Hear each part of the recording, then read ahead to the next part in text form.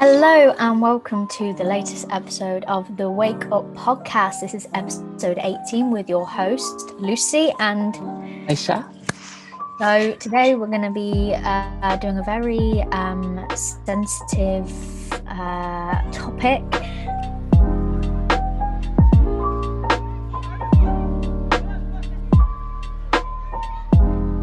I don't know much about what we're going to talk about today because Aisha has led this one. But before we get into what we're going to talk about, how have you been for the past week? I think we actually filmed quite close to last episode this time. So how's it been? What's popping? Yeah. It's been okay, working, same old. Getting back into the swing of things. I think the first week back in school, it was very chill, easing the kids back in, easing us back in, getting back to lessons. But this week it was full on. So Friday night I was drained. I literally went to bed at 7 and woke up Saturday morning. Love that for you. Love that that. for you. Got all that rest, but very intense, knackered. But Yeah, nothing I feel new. that. How about you? My life's just crazy as per usual. Hate my supermarket job. I've decided I'm going to hand my notice in April. I think I'm going to do it. If not April, then June, I'm thinking. Unless tomorrow everything drastically changes with why everything is awful at work, then but that's the plan. Oh god, that's how tired I am. And then we're going in to do the exams for the students for my university part-time job as well. And that's all been kicking off. That's been fun. Driving all the way to Coventry, getting my test done, waiting in my car, getting my staff badge, and then being told to go home. Anyway, let's not focus on the negatives. Oh, no. Well, let's be optimistic this episode. Yeah, let's be optimistic that won't happen next week when I go home. Oh god, no. But also the dog's in season, so she's blobbing all over the place. There's blood everywhere. It's like a massacre. There's blood all up the side of the stairs. No. And every time, it's funny because she's actually really clean. So you'll be walking and she's in front of you, and all of a sudden you're tripping over her because she's on the floor and she's like cleaning herself up, and you're like, oh my god, what the hell is going on? She oh my god, hang on a minute, I just found the earring I lost ages ago. Oh, look at that. What? Look at that. Anyway, so yeah, it's been hard with the dog because can't walk properly because she's scared that some dog's going to want to have intercourse with her on the park. And it's been very stressful few weeks. Bless her. I didn't know about dog periods until you explained it to me. So isn't it every 6 months or something? Yeah, every 6 months I have a month-long period. You're not the only person, because someone I know was like, wait, dogs have periods? I was like, yeah, they're mammals. Every mammal is the same in biology. So yeah, so she's going through that. This is her second period and it will be her last. Will it? Yeah. That's good. Yeah. So thank God. Crazy. It's truly been long. But anyway, enough about my sad life. Okay, so let's get into today's episode. Like you said, it's a bit of a sensitive one. So super fun, super cheerful, upbeat. We love that. Yay! We love it. Talk about grief and death and all those things there, especially since it's coming up to a year since lockdown, a year since the pandemic really started to hit hard in the UK. So we've witnessed a lot of death, and those discussions have been in our face all the time. So we'll get a little bit more into that later on about how we always see death rates, and it was very in our faces this year. But before we do, I thought it'd be good to start with our own personal experiences. So our thoughts on death and if we've ever experienced it. So what age do you think you fully came to terms with death as a concept and you fully understood it? Oh, that's really interesting. I feel like because of my auntie who's got cystic fibrosis, the life expectancy of someone with cystic fibrosis isn't very long compared to a normal person. It's 30, 40. So I think from a young age, I was really aware that she wasn't very well, and that and I don't know when I just knew, but I think because I know she's not been very well, and that we've had to be really careful. Like when I was sick, my auntie used. She was quite bad, to be fair. She'd be like, "Oh, it's fine, come around." But like when I'm sick, I had to be aware that I can make her so sick that she could die.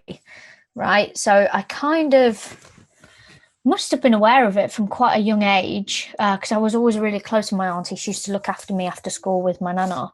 Um, so I don't know. I must have been. I don't know how young I was, but I think I've always understood it because of my auntie. But I don't know what age that would have been. I must have been quite young though, because I used to go in hospital all the time to see her. So I was aware of that.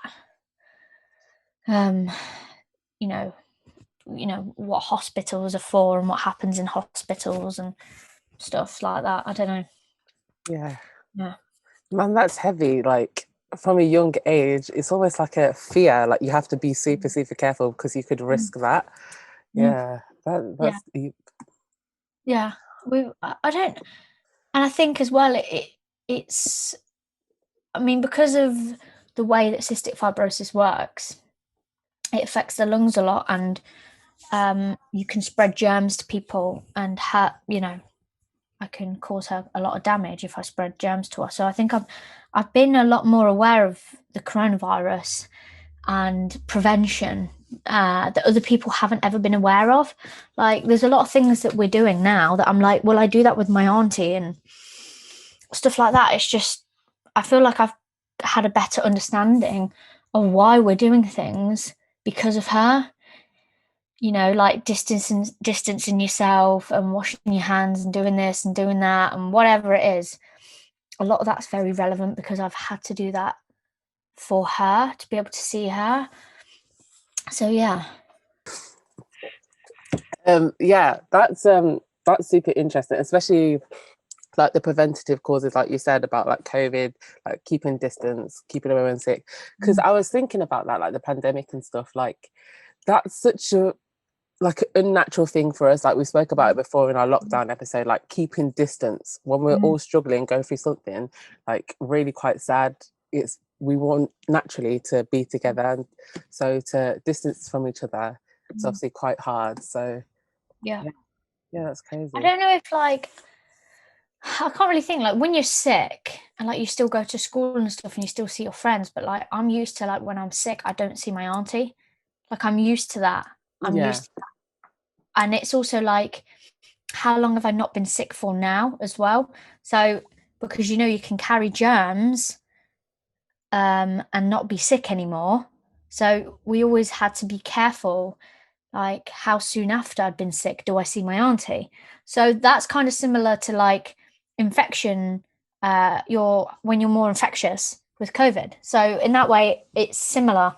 So yeah, it's really strange because we always said, me and my mum said to my dad, like, if it wasn't for us and how aware my mum, because it's my mum's sister, if we weren't aware and so used to living with how sick my auntie can be, or how sick we could make her, I don't think we would have been as cautious with COVID-19 as we are.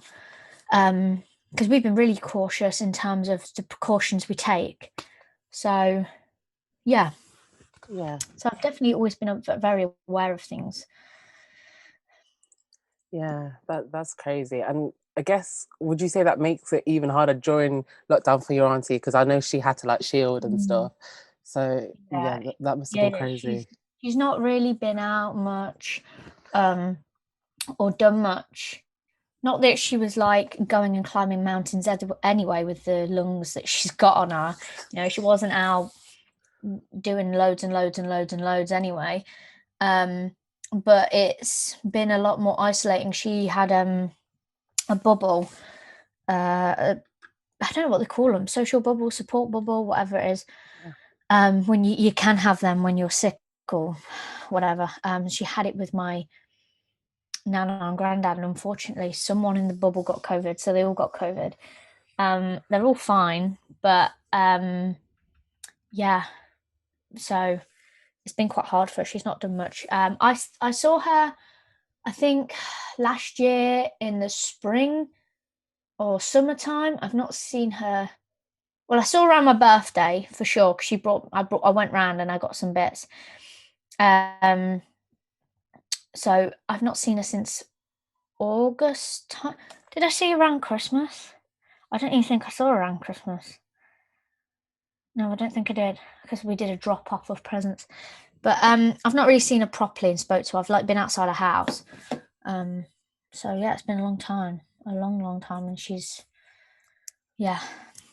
But I guess in a way she's almost not used to it to this extent, but used to having to avoid certain situations to make her sick, not make her sick anyway. Yeah. It must be like so hard. I can't even imagine to like isolate for that long. But yeah, like when I think about how old I must have been, I don't think I ever really understood like death and concept like until obviously it happened to me. Because do you feel like it's quite a taboo subject, especially for like young kids? People don't really want to go into it. People are like, oh, you're too young to know about that. Like, oh, it's I think in our family, it's really taboo as well, even though we know Selena most likely will die at a much younger age than her siblings. I mean, she's doing really well. She's quite old for a CF person, to be fair. I think it's really taboo in our family. No one talks about it. My family's very cold stone. Let's not talk about how we feel. Kind of family anyway. But even though we all know how to deal with it and we're all very aware of her situation and how that affects her, I think no one really talks about it. But at the same time, I don't think she really wants it to be that's the only thing people think about or talk about either, because that's, she's still here. She's yeah, still fine. She definitely struggles, but she's all right. So yeah, I do think it is taboo though. I think in different cultures it's looked at differently, especially like funerals and stuff. It's more like a celebration of life rather than, because I feel like sometimes funerals can be really depressing. I think it's better when it's a celebration of someone's life rather than, I don't know. 100%. Yeah, I agree. I feel like death is quite taboo, like in society in general. I know, like my family never spoke about it much either when we were little. But yeah, I feel like it's made to be quite a sad thing. And even though it is sad losing someone, you know, a part of your life is gone, it's kind of like we all know it's going to happen. So it's like it's something that should motivate us to like live in the moment, sort of. That's kind of how I see it. But yeah, I guess when I fully came to terms with it and fully understood it is obviously last year when I lost my dad. Obviously, I've mentioned it a few times before, but in terms of the grieving process, it's very weird. It's a very weird process is the only word I can think to describe it. I spoke to a relative, and one of the things a cousin said to me that really stuck with me is that there's no correct process for grieving. Everyone grieves differently in their own way. So, Yeah, like, obviously, you'll get like time off work or time off school to deal with it because the first yeah, initial shock. But, you know, life in a way has changed forever. Like, that one person is gone. So, you know, you deal with it as you go on, and it never gets easier, but like you learn how to deal with it better. So that's kind of how I've found it, and that's when I've fully come to terms work with in death. progress. It is a Exactly. work in progress, and it's interesting because there's like the 5 stages of grief, and there's like loads of different emotions that someone can feel. And it's like, if you think of it like from a theatre point of view, like when you think about how do you play grief, it's like there's so many different ways you can do it, and there's so many different examples of it, and that just, I think, is very telling that the experience is very different. Especially, I think it's especially different when it depends on the relationship you had with the person, because that can bring a lot of through a lot of different emotions. Because if you had a good relationship with them, that can mean one thing. If you became distant and they passed away, that could make you feel a completely different way. So I think you're right in saying that, there really is no right or wrong way. It's just you have to find your own way of dealing with the feelings that come up from your grief. Yeah, Yeah. definitely. And that's really interesting what you said about your relationship with the person as well, because yeah, I think that plays a huge part in it. Obviously, when I lost my dad, that's when I really felt grief, and I'm still dealing with that process today.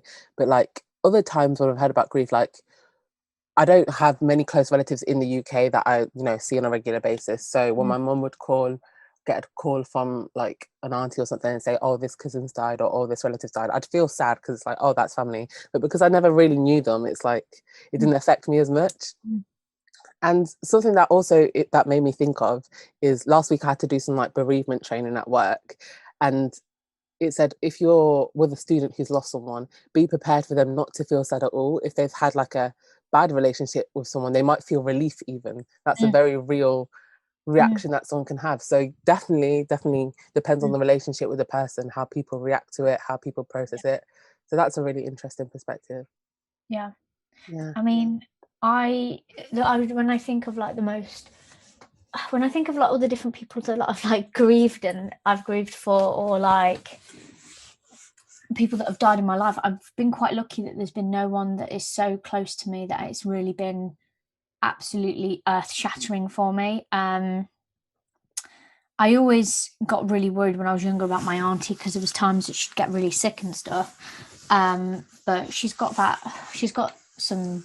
My great grandma lived till like 102. She's got them genetics somewhere. I swear to God. Um, but yeah, so it was really. I've got a really funny story. So my cousin, her mum passed away at quite a young age, and it was probably like 10. I think it was like the anniversary was like 10 years ago or something recently, or something like that. Or it was like 15 years, something along them lines. So um she must have been in her 20s, 30s. I can't remember. I'm really awful at ages. Anyway, so she lost her mum quite young. Um and when they told me that I was going to the funeral in front of my cousin, I went, yes, I get a day off school. And my mum, when I talked to my mum about this, she was like, my heart literally stopped when you said that, because I was like, oh my God, I can't believe you've just said this. Like, what is Claire going to say? But Claire found it hilarious. And she was like, my mum would have loved that. So it's just something funny that we always talk about.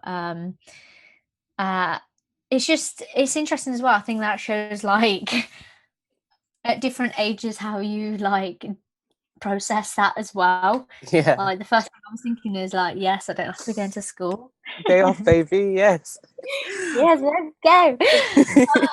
God, honestly, how awful. But she found it funny, so it was all good.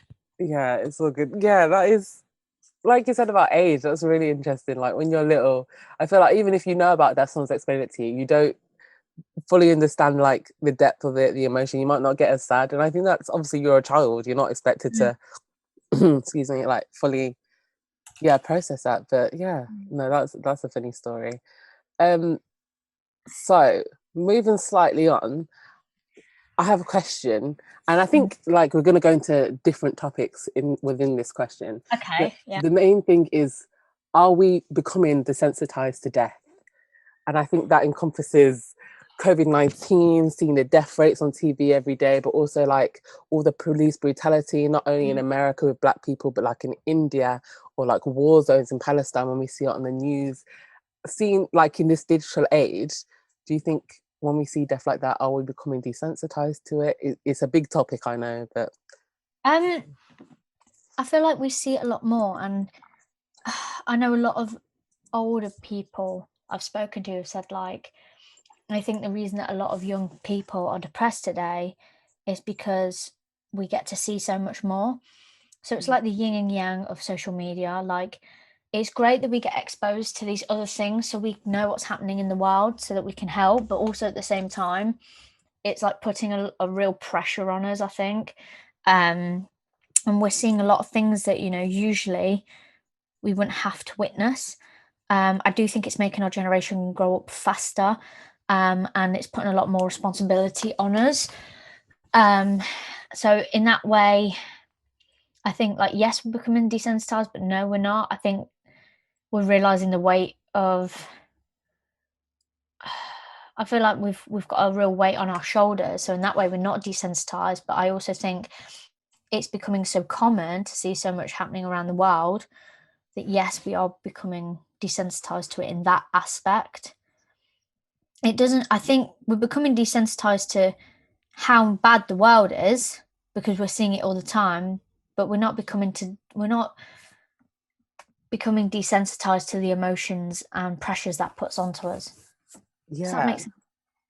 Definitely. Yeah, I really like that perspective because obviously there's no yes or no straight answer to that question. Are we Mm. becoming desensitized? Because obviously we're human. So when we see death or grief, especially if it's closer to us, but even if it's just humans, we will feel those emotions. But yeah, I think I really do agree with what you said there about becoming desensitized to what's going on in the world. Like, Mm. not shocked anymore by seeing death Mm. and not shocked by how it's happening, but obviously the lives that are lost are always going to hit hard, are always going to impact us. um and it just made me think a bit about like looking at George Floyd's case specifically, and that Yeah. video, that 8-minute video of him slowly losing his life. It's Mm. such a sad thing to Mm. think about.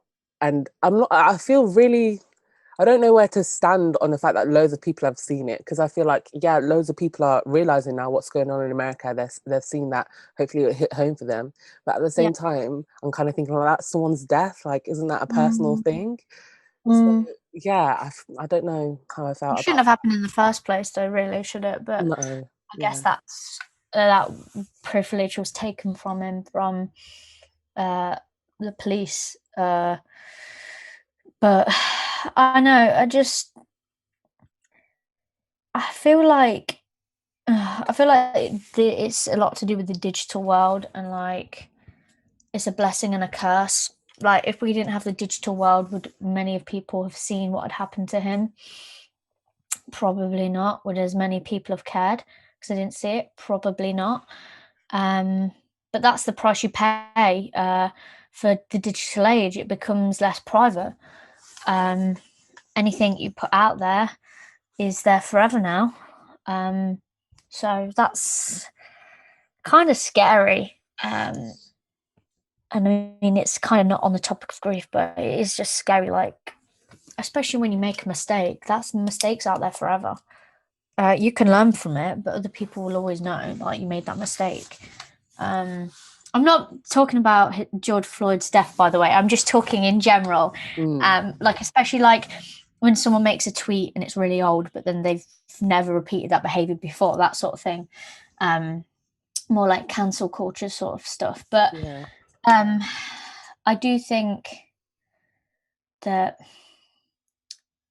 it's hard to find the balance between what we see that's good for us and what we see that's bad for us.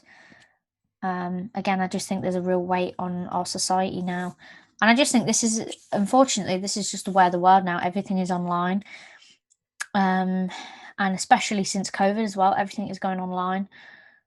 It's just the way the world is moving forward. And it's one of them things that we said that change is always going to be wrong for someone and scary for someone, but change is inevitable, unfortunately. yeah, yeah, definitely. Change is inevitable. And yeah, I agree. It's like, it's bound to happen because that video was what we needed to make change in a way. Like you said, if we didn't see it, not a lot of people probably wouldn't have cared as much. Um, what was I going to say? My mind just went blank.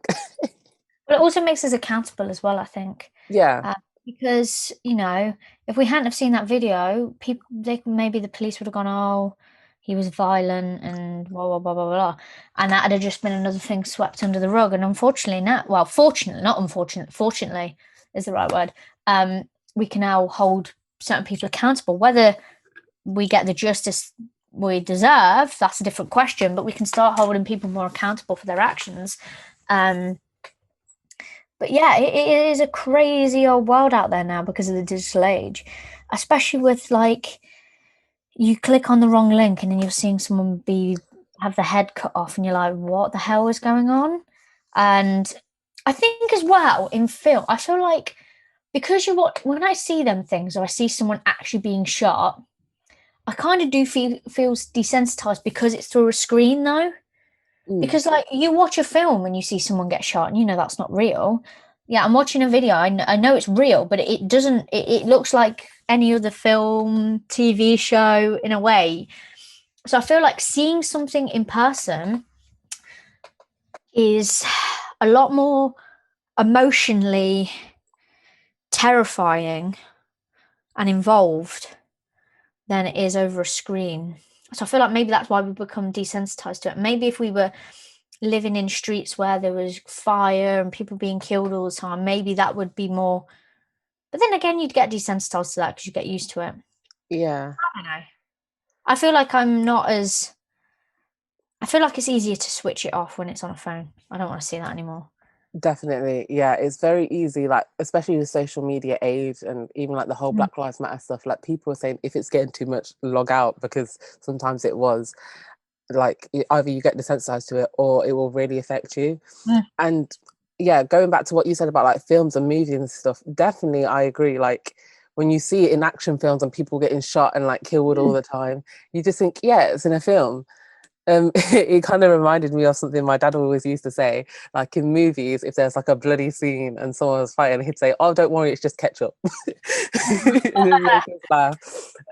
But yeah, it's like when you say stuff like that, "Oh, don't worry, it's just a film," then when you see it on the news through the same screen, it's like, Mm. oh, obviously you know it's real, so it's a bit more sad, but it doesn't affect you as much as it usually would because Unless it's your favorite character.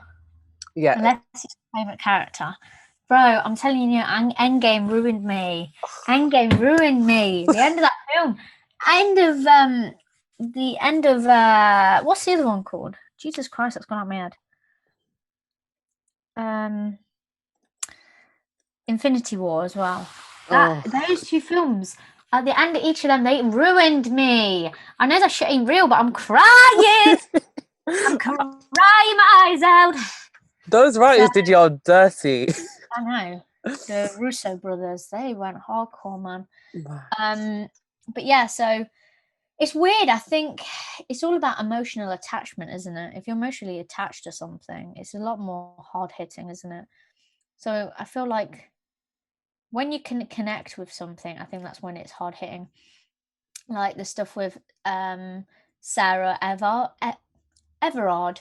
Yeah. Like a lot of women can relate to that. So that's been quite hard hitting for a lot of women, unlike men who can't relate to that and have put a push on that, that kind of pain and grief that the women are feeling.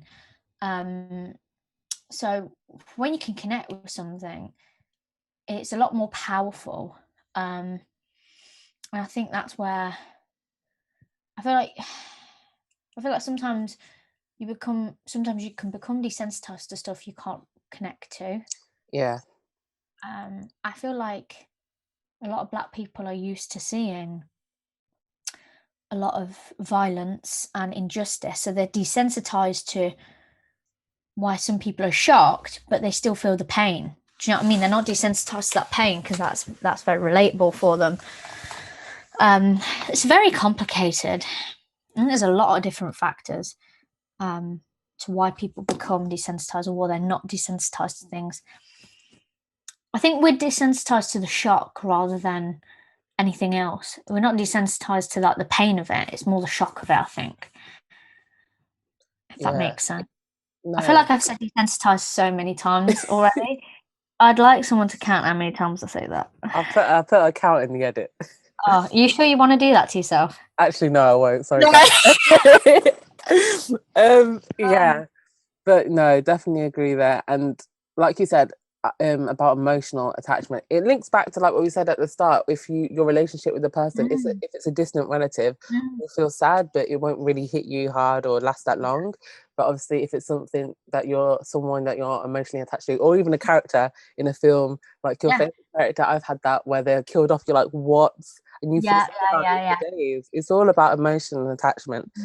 And just to bring up, obviously, the recent shooting in America as well. Oh God, it's so awful. Yeah, like I haven't read properly what happened, but it's so terrible. And obviously, with like a movement Mm. when it comes to race, like we've seen the uproar last year with Black Lives Matter, and now there's a real, push on anti-Asian hate because it's horrible that these people are being attacked because of their race, and so many Mm. people can emotionally connect to that, like women can connect to Sarah Everand.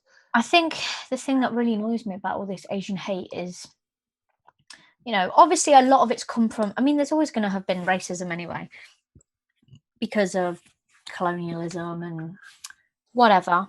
But I know obviously it's gone up a lot because of COVID-19, and especially Trump putting a lot of blame on people.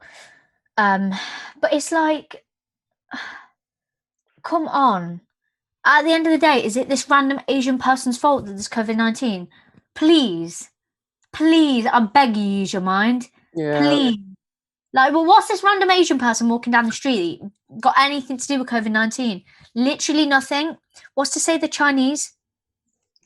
What's to say the Chinese? They could be from Thailand. I mean, it's not even a Chinese thing, but do you know how it's like this putting everyone in the same box as well? It really does my head in. And at the end of the day, the reason why COVID-19 is here is not because it's not the fault of just some person that, just one person that started it, right? It's a world thing. It's a governmental thing that these live animal farms have been allowed to continue in such bad conditions. That's a government problem. So if you want to redirect your anger, you need to redirect it at the correct place. If you're so upset about COVID-19, then why are you not implementing things to make sure it doesn't happen again? This is what blows my mind. And as well, I'm pretty sure they're eating meat. And don't get me on the topic of why viruses start because of people eating meat. Okay? I know I'm vegan, but it's the truth. So she's got a point. She has got a point. so what are you doing? That's what I want to know. So what are you doing? So you're so upset about COVID-19, you're going to beat some Asian person in the street. What are you doing to stop this sort of thing from happening again? I'd like to know the answer to that. Does my head in. Does my head in. And listen, you don't see other people in other countries beating British people because we started the British variant. Oh, don't get me There's started. no one coming to Kent like with Yeah. pitchforks. Can you imagine? It's Oh, so it's so annoying. The absolute scapegoat of just being violent against Asian people. It just, oh my god, I can't even imagine it, and I can't because I'm privileged. Because why? I can't even imagine the absolute terror that some of these people must be experiencing. It just does my head in because I don't know where this logic is. I just don't. I can't grasp the logic of the violence of, you know. Did you see how someone said that the guy had a bad day? And yeah. that's why he had a bad day. Bro, I have a bad day every day when I walk into work. Yeah? But I don't go out and shoot all the people afterwards, do I? I might be thinking it in my head, but I'm not actually doing it. No. You know? Oh my god. I might be thinking, I wish I wasn't here. I wish I was dead. I wish everyone was dead. But I don't go out, find a gun and shoot everyone, am I? Grow up.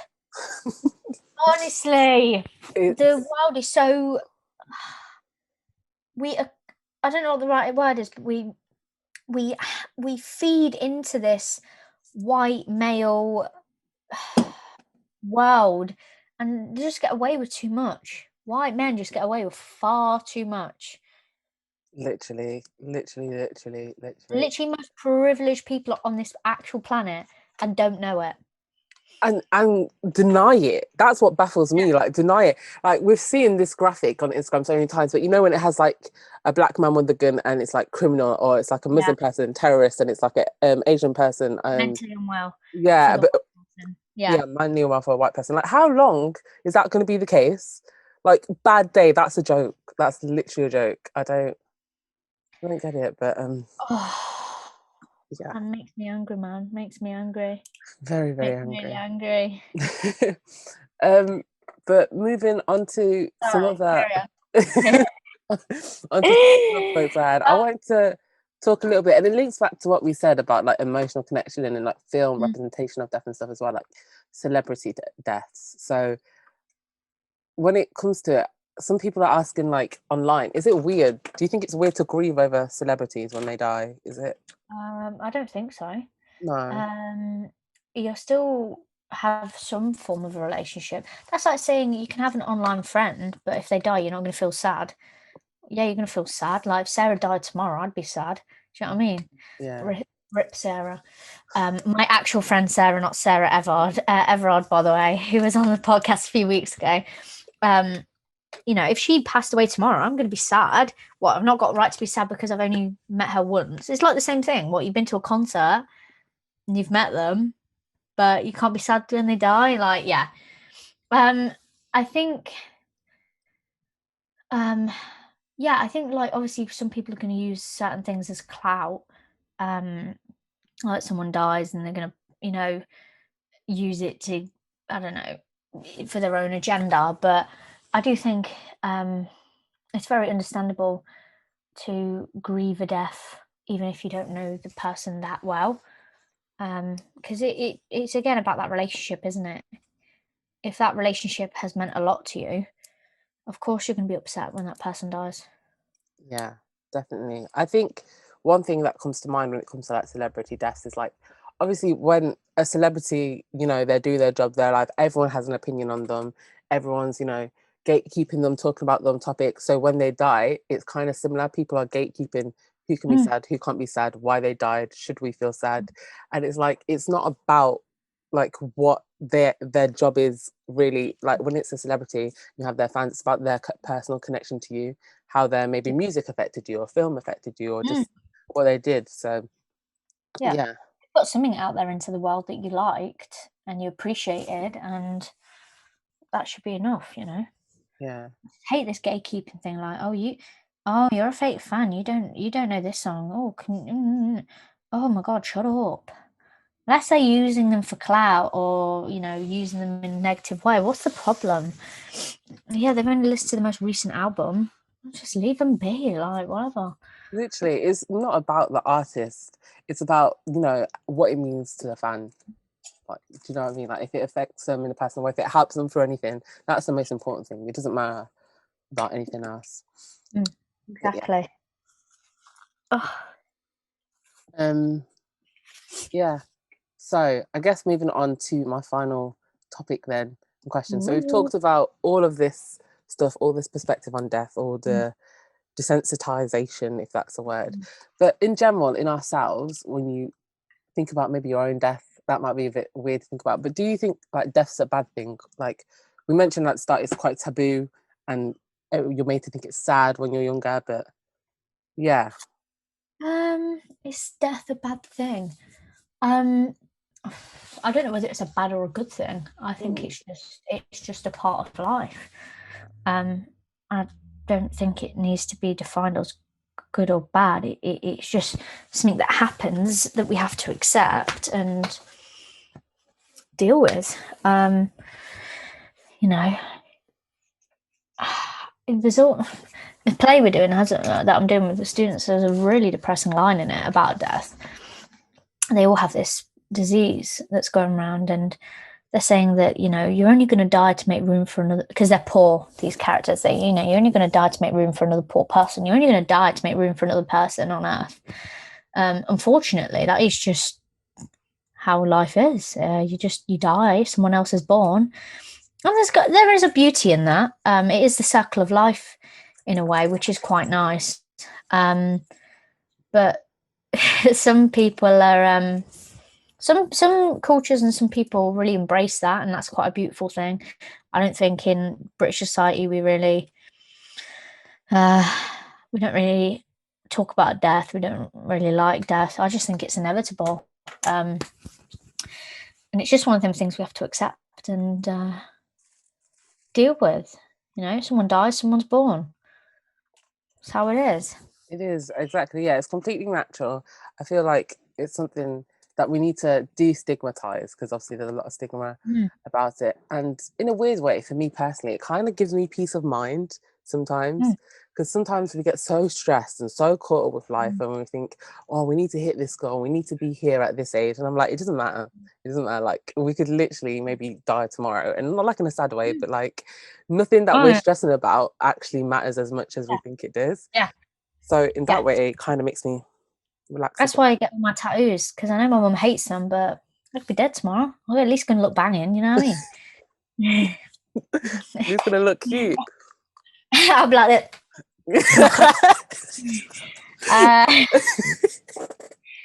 Oh my god, yeah. But it's literally like that meme where it's like the weekend on TikTok. You know when he's like, Yeah. and I'm dead in my coffin, like, what are you Just, gonna do? You pull up to the funeral and you see this. No, oh yes, god. it's just one of them things, isn't it? It is. I don't think I've really had a death in my family that has really impacted me majorly. I mean, my uncle died just before COVID-19 kind of spread. That was really strange. Really strange, because I was writing a play about my family when it had happened, and he was one of the main characters I had wrote the play around in a way. And it was just very strange. I get very affected at funerals, when other people are crying, it makes me upset. So yeah, it was just strange. And like, he was in a really bad way. He was very addicted to drugs. I mean, I'm surprised he survived how long he did, to be honest. It was like a bloody walking corpse for like 5 years. But it was just very strange, because I did feel bad for him, because, you know, he had not really lived a life that I would have wanted to have lived. But very strange experience, very strange. But yeah, I count myself very lucky. There's no one in my life immediately that has died that I see all the time. But I've had some very strange experiences with grief Yeah. so far. And would you say those experiences have changed your perspective on life? Like, before you experienced any of them, I mean, it's hard to think back to when you're younger, but I know that after when my dad died, like, obviously at first it was a shock and it's quite sad, but like over time, I became more like at peace with it, sort of. So yeah, my perspective on life has definitely changed. I think my perspective on life has always been a bit different, because my auntie. Yeah. I feel like I've always been a bit more out there. I think that's to do with my personality as well, but I feel like I know that life is quite short. So I feel like my outlook has always been a bit different. I've always been seen as the bit of the revolutionary one in my family. I've got tattoos and piercings, and I'm very outspoken. I do theatre. And you know, I don't know. But yeah, I think my outlook has been very different because of her, or her situation has made me, you know, look at things very differently. But I was going to say, as the last thing, do you think you've ever grieved over something in your own life, but not death? Because you can grieve over something that's not death, like the loss of a childhood, or, you know, something in your life you grieve, like, I don't know, when my car stopped working, I was grieving that because I had to get on the bus. Do you know what I mean? Yeah, that's a really, really interesting perspective.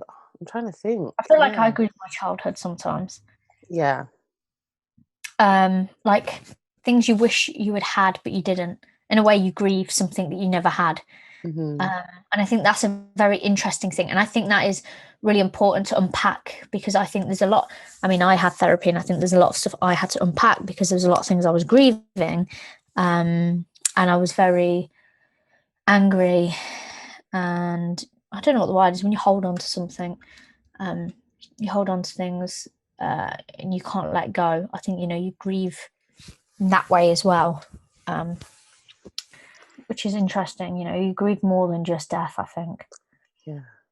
I like that. Well, I don't like obviously grief and I grieving don't like that. everything, but I like recognizing that idea and looking at it that way as grieving, because yeah, it's not just people that you lose, it's things that you lose in life and it's Yeah. experiences. So And taking friends, the you time lose to friends and stuff as well. friends, Friends that yeah. friendships you lose. That's definitely something that I've had to come to terms with. I lost a friend, not literally from death, about a year, 2 years at the end of the year. And that's been something that I've still deal with on and off. And yeah, I think there's things you lose, you grieve as well, which is very interesting as a concept. Yeah, definitely. Like you said, it's that emotional connection. If you have that emotional connection, even if they're not dead, but losing them, that's still grief.